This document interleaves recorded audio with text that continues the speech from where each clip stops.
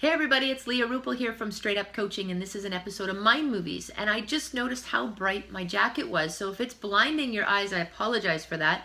Having just been outside in the sun, I wanted to wear something that was visible. Obviously, I got away with that.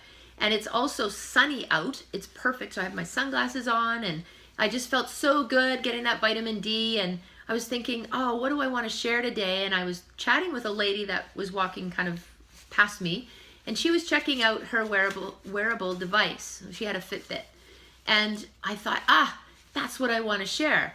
This morning I was looking up the ACSM Health and Fitness Survey. If you look up the top trends for 2017, wearable devices was on the top, which I'm not surprised because so many people that I know, clients and friends, got a Fitbit. So if they haven't already purchased one in 2016, they now have one. And they're constantly talking about how many steps and what they ate, and it's a great accountability tool. On the other hand, I've seen the side that where people get a little bit compulsive, and it's OCD, and it's how many steps and what did I eat, and they're actually tracking and looking at it while they're eating. So they're forgetting how to enjoy the food or prepare a really good meal, or spending more time figuring out the technology of some of these than to actually spend the time going out and doing something. So what I would suggest is if you're looking to purchase one, if you don't have one, like you're wanting to make some lifestyle changes and you find that you need a little bit of support or accountability, maybe you don't have a buddy to work out with, maybe a personal trainer's not in your budget, then these are great. I mean, you're looking at prices somewhere between $50 to $500 actually. If you want to go lower end, somewhere in the middle is where I would suggest. So Fitbit, I mean, is pretty popular. You hear that all over the place. The Surge is around $240. I'm sure in some places it's cheaper. And you can go all the way up to as expensive as a Garmin at $550.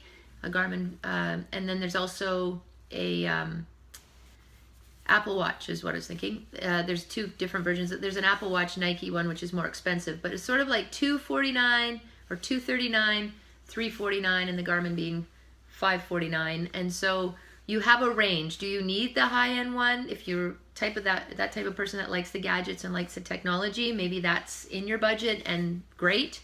For the rest of you, you can probably find something that's more around the lines of $100 to $250, and that probably do you just fine. And I want to make a suggestion though, that when you do have these, that you do spend some time just looking at the progress, looking at how you're doing over time, and maybe putting it away sometimes and getting into that whole feeling of being body aware and paying attention to what you're doing, so that you don't have to necessarily rely on something. You haven't made the connection between, I'm only doing this because I have my wearable device. And so that's what we want to try to get away from, is to try to make this a habit that's like brushing your teeth. You don't even think about it. Even if you left your Fitbit at home, you'd still go and do those things. So if you're interested in taking a look at the top fitness trends for 2017, have a look, ACSM Health and Fitness Journal, and you could probably Google it now and you'll get the top. This is a common thing for us people in the industry to look at this, so it may be of interest to you to figure out where you want to go next. What do you want to try that's coming up? What's new and hip in our fitness industry?